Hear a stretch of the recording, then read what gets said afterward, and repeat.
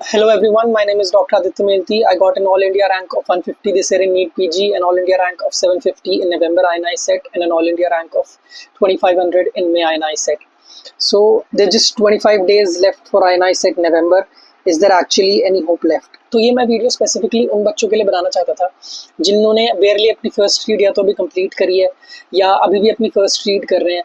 This video specifically for those students जिन्हें लग रहा है कि everything has slipped from their hands and now they can do nothing else than to wait for inevitable कि 25 दिन बाद नवंबर INI सेट देंगे, जो रिजल्ट आएगा उसे एक्सेप्ट करेंगे and then we'll move on. ठीक है. In this video I'll try to tell where I was 1 month before my INI set November और मैंने उस लास्ट के मंथ को कैसे अप्रोच किया, what was the final result, what all mistakes did I make, और if I could anyhow somehow go back in the future, और अगर मैं अब एक महीने पहले INI सेट से पहले जाऊं तो how would I utilize my time now if I could go back in time. So without wasting any time, we'll come to the topic. Where was I standing academically 1 month before INI set? Where was I academically 1 month before INI set November previous yearly? तो ये मैंने dams का schedule इसमें इसलिए लगाया क्योंकि I was following DAMS TND. अब मैं बिल्कुल एग्जैक्टली इसको वो I am not telling anybody to exactly follow it. ये मैंने इसलिए करा था कि मैं सिर्फ आपको ये बता पाऊँ कि डैम्स के शेड्यूल के हिसाब से कोर्स अप्रॉक्सीमेटली 11 अक्टूबर को खत्म होता है, 10-11 अक्टूबर को. The sequence did very a little but more और लेस ये था कि कोर्स 11 अक्टूबर के अराउंड खत्म हुआ था. और ये जानना बहुत ज़रूरी है कि इस टाइम पर मैंने मेडिसिन नहीं कर रखी थी. इस टाइम पर I did not have any fixed resource और any proper resource for patho का any fixed resource for patho. ठीक है. So these were a few subjects जो मैंने अभी तक ढंग से नहीं कर रखे थे even till 11th of October. ठीक है. 10th of October और 11th of October. So I planned accordingly. So basically अगर मैं देखूँ कि अगर मैं आपको दिखाऊँ कि how was my last month, how I planned my last month of October, तो यहाँ मैंने उस टाइम पे ये शेड्यूल बनाया था. This is the screenshot, this is a photo of that schedule. I started planning from 30th September and I plan till 10th of August first. मैं 10 दिन से ज़्यादा शेड्यूल कभी बनाता नहीं था. एक हफ्ते का शेड्यूल बनेगा, 10 दिन का शेड्यूल बनेगा. उससे ज़्यादा के शेड्यूल बनाने बहुत इम्प्रैक्टिकल लगते थे क्योंकि कभी ये पता ही नहीं होता था कि 10 दिन बाद आप क्या कर रहे होगे, क्या नहीं कर रहे होगे. So this was my 10-day schedule. अगर आप बहुत ध्यान से इस शेड्यूल को देखेंगे तो आपको पता लगेगा कि कितना ज़्यादा टाइम एक एक सब्जेक्ट को लग रहा है. फॉर एग्जाम्पल आप ऑर्थो को अगर देखोगे तो ortho is taking up approximately 2 days. Last का कुछ टाइम 1 या 2 घंटे में डर्मा को दे रहा हूँ, but yes ortho is taking up most of my time. If you look at anatomy you will see that anatomy is taking most of time 2 days.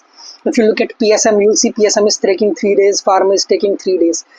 तो basically ये हुआ था कि when I reached 8th of October, जब मैं 8 अक्टूबर को पहुंचा तो मुझे ये तरीका बहुत पॉइंटलेस लगा क्योंकि मैं लगभग सारी चीज़ें पढ़ने की कोशिश कर रहा था अपने मैरो के रिविजन नोट से, और वो सारी चीज़ें मैं टाइम से खत्म कर नहीं पा रहा था. If I would have followed the schedule blindly तो आखिरी तक मैं चीज़ें खत्म नहीं कर पाता और I was a very misdirected.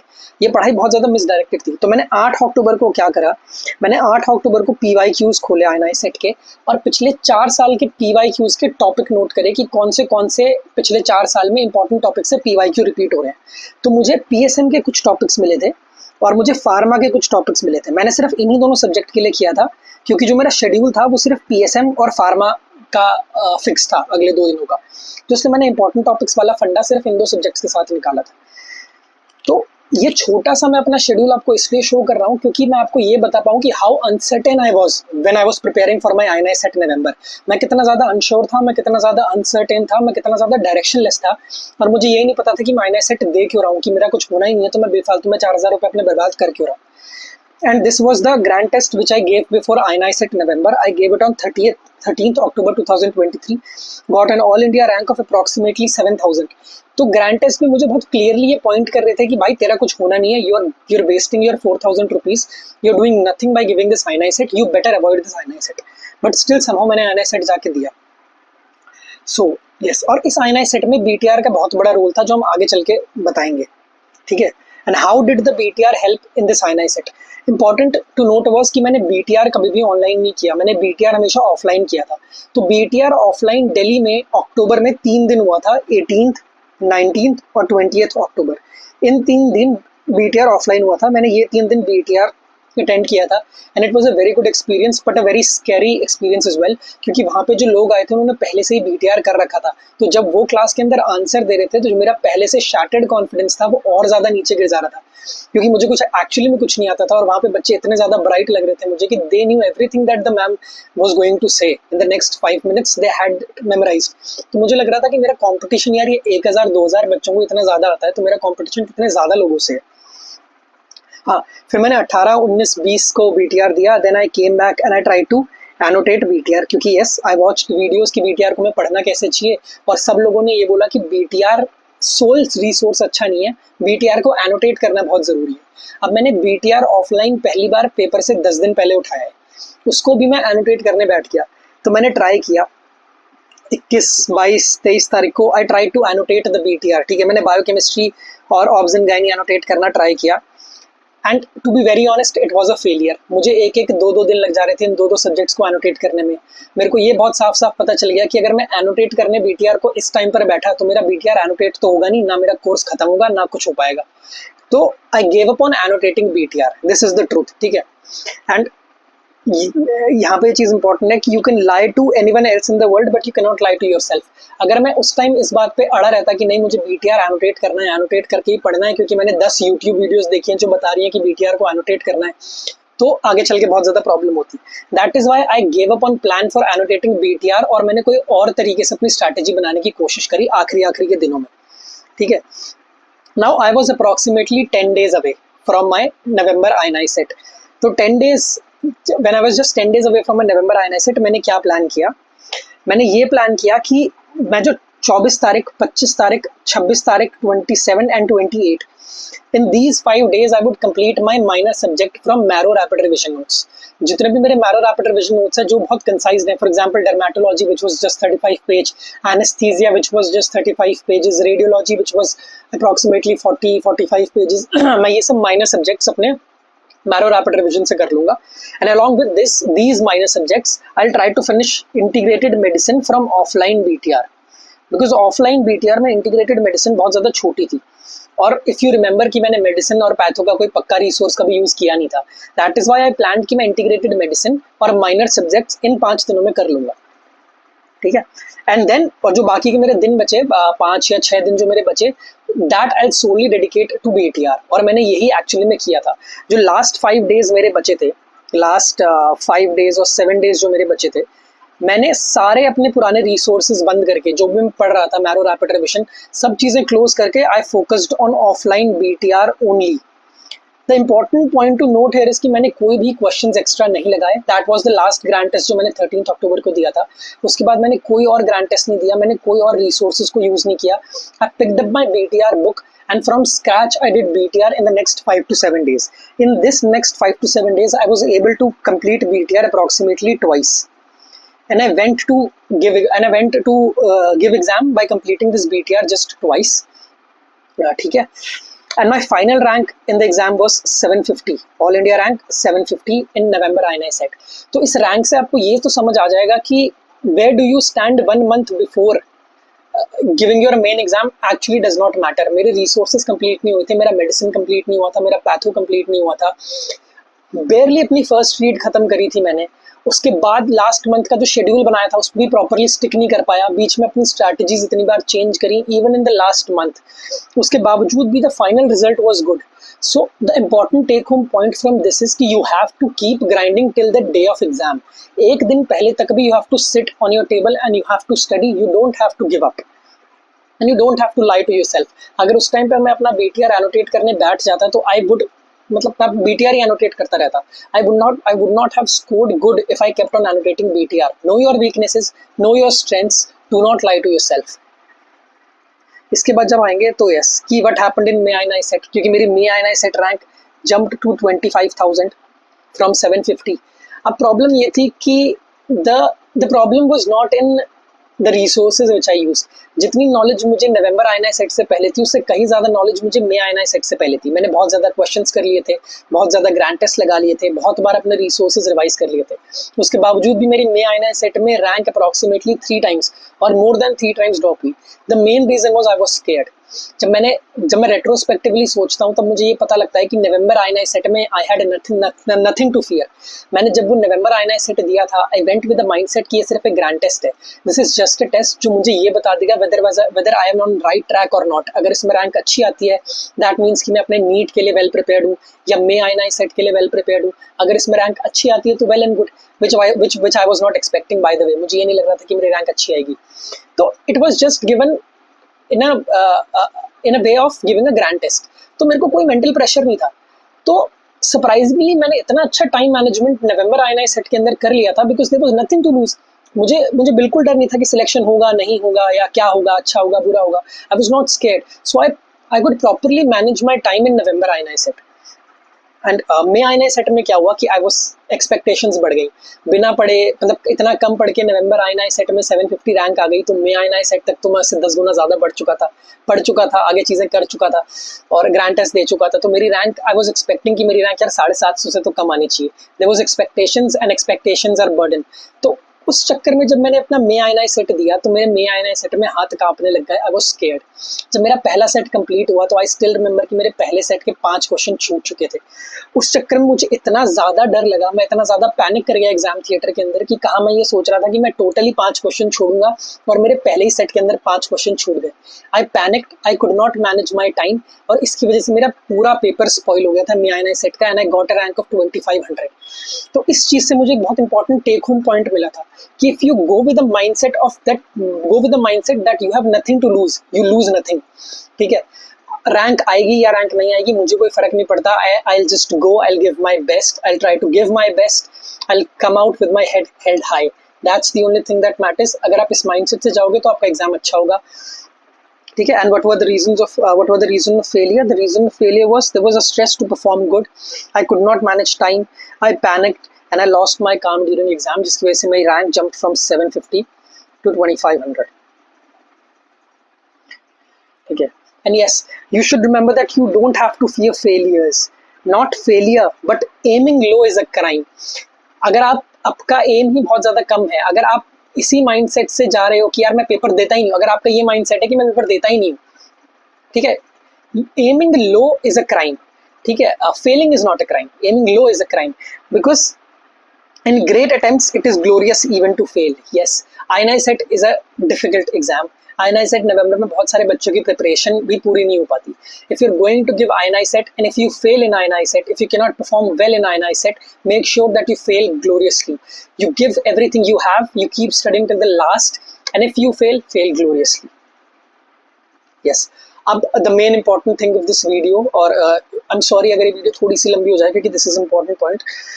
I think you might be benefited from this. How would I have planned last 25 days now if retrospectively और if I could go back in time somehow, मैं अपने last के 25 दिन अब कैसे plan करता। The first and foremost thing is to know what's important in INI CET, to know which subjects are important, to know कि किन subjects पे आप कम ध्यान देना चाहिए और किन सब्जेक्ट्स पे आपको ज़्यादा ध्यान देना चाहिए।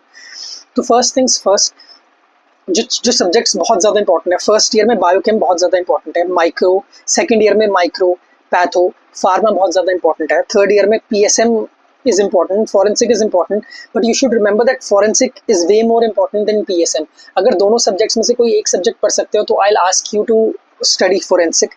फोर्थ ईयर में surgery is important, obs and gynae is important and medicine is important.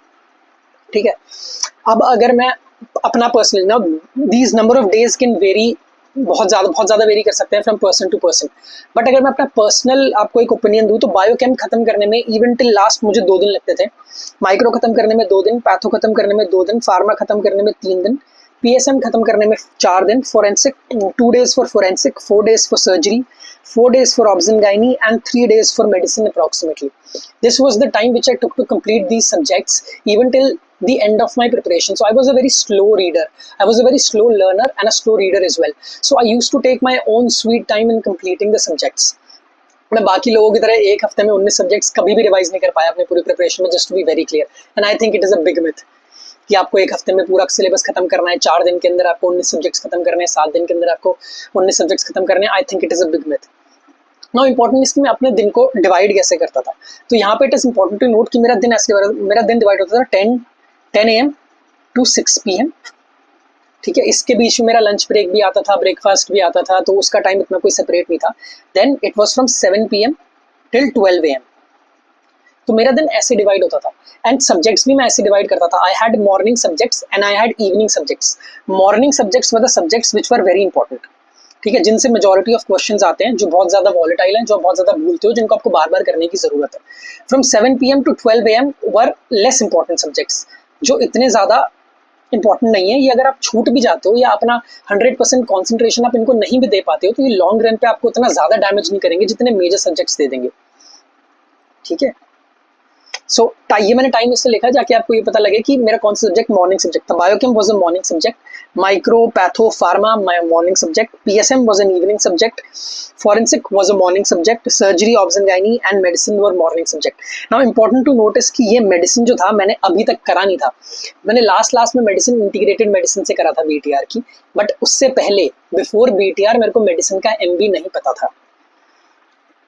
Now हाँ, अब अगर मुझे इस टाइम पे जाके एक शेड्यूल बनाना पड़े from 17th onwards till 9th या 8th ऑफ नवंबर जब INI सेट है, तो मैं अब जाके अपना शेड्यूल कैसे बनाऊंगा.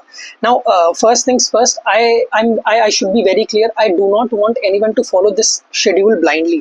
ठीक है, I am not claiming this schedule is 100% has 100% strike rate, या इस शेड्यूल से आपकी रैंक एकदम से 10,000 से 2,000 या 500 600 700 जंप हो जाएगी. This is my personal schedule. ठीक है, विच और यही सेम शेड्यूल मैंने नीट से पहले भी फॉलो किया था. So this is my personal schedule.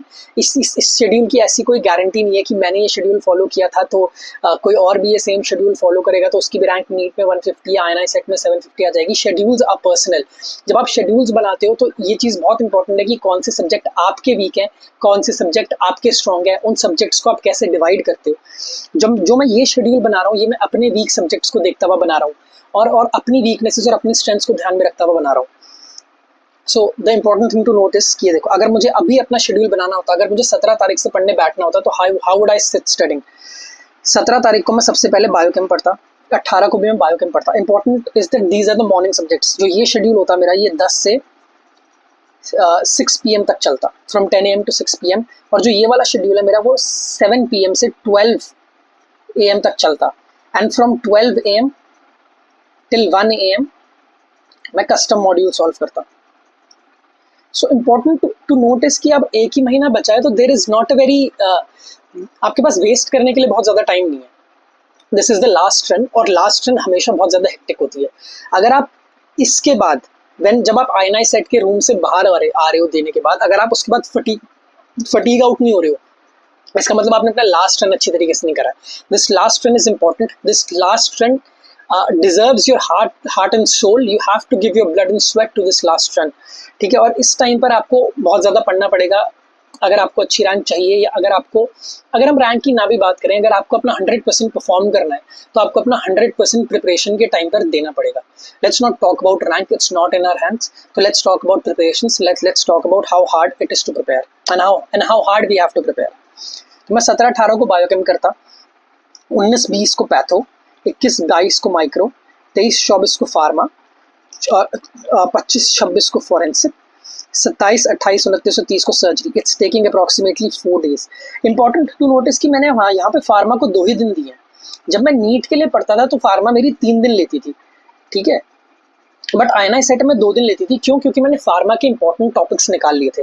अगर आपने ध्यान दिया होगा तो मैंने यहाँ पे फार्मा के यहाँ पे फार्मा के इंपॉर्टेंट टॉपिक्स लिखे हैं, जो मैंने पिछले 4 साल के INI सेट से निकाले थे. मुझे पता चला था कि general pharmacology is very important, CNS is very important, endocrine में जो सबसे इंपॉर्टेंट टॉपिक्स हैं वो ये दोनों हैं, anti cancer drugs are important, CVS के अंदर anti arrhythmics are important, anti microbials are important, और ऑटोकॉइड्स में serotonin and NSAIDs are very important.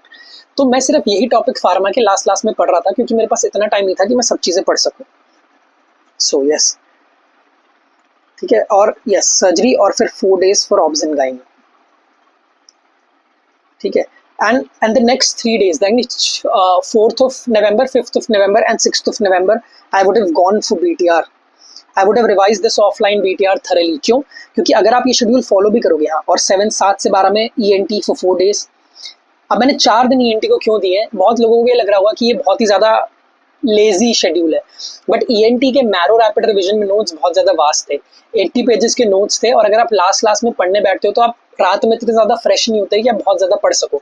अगर मैं 80 पन्ने एक दिन में ईएनटी के रात को पढ़ने की कोशिश करूंगा तो I compromise severely on the quality of revision that I am doing. That is why मैं बहुत धीरे धीरे पढ़ता था। इनफैक्ट अगर आप पीएसएम में देखोगे तो मैंने पीएसएम को 4 दिन दिए। My PSM notes for approximately 100+ pages, तो मेरा एवरेज 25 पेजेस पर डे आ पाता था पीएसएम का, जब मैं रात में पीएसएम पढ़ता था, क्योंकि वो इतनी ज्यादा वॉलेटाइल थी और इतना ज्यादा दिमाग लेती थी। But it was not that important कि मैं उसे मॉर्निंग सब्जेक्ट्स में लिखूं। फिर ortho approximately 4 days, approximately 120 pages के नोट्स थे, तो इसमें टाइम भी लगता था, और मैंने इसे इवनिंग सब्जेक्ट में भी रखा था क्योंकि ये इंपॉर्टेंट तो है लेकिन ये इतना इंपॉर्टेंट नहीं है कि ये कोई और सब्जेक्ट को रिप्लेस कर सके। देन डर्मा को 2 दिन, साइकी को 2 दिन, रेडियो को 2 दिन। इंपॉर्टेंट टू नोटिस कि रेडियो अब ज़्यादा इंपॉर्टेंट हो रहा है क्योंकि एनाटमी को और बहुत सारे टॉपिक सर्जरी को वो रेडियो में ऐड ऑन कर रहे हैं। तो जब भी आप रेडियो पढ़ो तो ऑलवेज फोकस ऑन क्वालिटी। आपको रेडियो अच्छी तरीके से अब पढ़नी है for every exam, even for neat and for INI set. ठीक है, अगर मैं ये शेड्यूल भी फॉलो करता अब, तो अगर मैं इस डेट पे देखूं तो मेरी 3 नवंबर को ये सब्जेक्ट्स अभी भी बचे होते। That means even if I would have followed this schedule right now with full concentration, full dedication, still 4 subjects would not have been completed, which are anesthesia, ophthalmology, anatomy and pediatrics. Now important to notice कि out of all these 4 subjects, none of the 4 are important. None of the 4 are इतने ज़्यादा important कि अगर आप ये करके नहीं जाओगे तो it is a do and die situation. और ये 4 सब्जेक्ट्स मेरे तब हो जाते जब मैं इन 3 दिन ऑफलाइन बीटीआर पढ़ता, मतलब जितना भी बीटीआर में होता सिर्फ उतना। It is important to note कि ऑफलाइन बीटीआर बहुत छोटा था, it was approximately 280-290 pages, so it was comparatively doable in the last 3 days। हाँ, और फिर 7 तारीख और 8 तारीख इन दोनों दिन मेरा क्या शेड्यूल होता था, ये मेरे रैपिंग अप डेज होते थे। इनमें मुझे पढ़ना तो उतना ही होता था 12-13 घंटे, लेकिन इन दिन के अंदर मैं वो चीज़ें करने की एम करता था जो मेरी वीक है। फॉर एग्जांपल जो मेरी रॉन्ग जीटीज की पीडीएफ थी ग्रैंड टेस्ट्स की, मैं उनको रिवाइज करता था। जो micro and patho Preeti ma'am की वीडियोस थी on YouTube, these are very important मेरे हिसाब से। Before going for INI CET, before going for NEET, it is very important कि आप प्रीति मैम की माइक्रो और पैथो की वीडियोज़, जो इमेज बेस्ड वीडियोज़ है वो अच्छे से करो, यूट्यूब पे ही है। तो I think you should thoroughly do this video before going for INI set or before going for NEET. And then I used to do milestones in pediatrics. Milestones in pediatrics पिछले साल बहुत ज़्यादा पूछे नहीं थे, but still milestones in pediatrics was one of my weakest topics. तो इसलिए मैं इसको हमेशा लास्ट दिन पे फोकस करता था। और 9th November, which is the last day, I used to study till 12 PM. उसके बाद मैं पढ़ता नहीं था, तो नियर अबाउट 12 PM तक मैं पढ़ता था, और अगर इनमें से कोई चीज़ बची होती थी तो उन्हीं चीज़ों को कवर अप करने की कोशिश करता था। So this would have been my ideal schedule अगर मैं अब जाके अगले 25 दिन का अगर मैं अब जाके अपना INI सेट देता। Now it is important to note कि शेड्यूल सबका पर्सनल होता है। I am in no way saying कि आप अपना सारा शेड्यूल छोड़ के ये शेड्यूल फॉलो करो। I am in no way saying कि आपका शेड्यूल गलत है, आपके रिसोर्सेज गलत है। मैंने पर्सनली मैरो रैपिड रिविजन को बीटीआर से ज़्यादा फोकस दिया था शुरुआत में, बट लास्ट 1 हफ्ते में, लास्ट 3 से 4 दिन में मैंने बीटीआर पे सारा फोकस शिफ्ट कर दिया था। मैं ये भी सजेस्ट नहीं करूंगा कि अगर आप मैरो रैपिड रिविजन कर रहे हो तो आप बीटीआर पर आओ, या आप बीटीआर कर रहे हो तो आप मैरो रैपिड रिविजन पे आओ। आई सजेस्ट कि आप जो भी चीज़ कर रहे हो उस चीज़ पे ही टिके रहो, अपने रिसोर्सेज पे ट्रस्ट करो, अपने टीचर्स पे ट्रस्ट करो, और slowly things would fall into place. मेरा मेन रीज़न ये वीडियो बनाने के पीछे ये था कि आई वांटेड टू शो कि even if you are not performing well in grand test before your exam, अगर आपके ग्रैंड टेस्ट में 7000 रैंक आ रही है, अगर आपने पूरी पढ़ाई अपनी नहीं करी है, अगर आपका पहला रीड बेयरली कंप्लीट हुआ है या फिर कंप्लीट नहीं भी हुआ है, उसके बावजूद भी देयर इज स्टिल होप कि आप INI सेट नवंबर में अच्छा परफॉर्म कर सकते हो। This is an example. मैंने आपको 13 अक्टूबर का ग्रैंड टेस्ट बताया था, I got a rank of 7000 which change to 750 in INI CET. तो ये दिस इज नॉट मैजिक, मैंने कोई चीज़ ऐसी नहीं करी थी जो और लोग नहीं कर रहे। The only thing which I did was I did not give up till the last day and I went there with nothing to lose attitude. Always keep your attitude and nothing to lose. अगर हो गया तो ठीक, नहीं हुआ तो देखेंगे, ठीक है। And at last always study with the aim that there should be no regret at the end of the day. Thank you.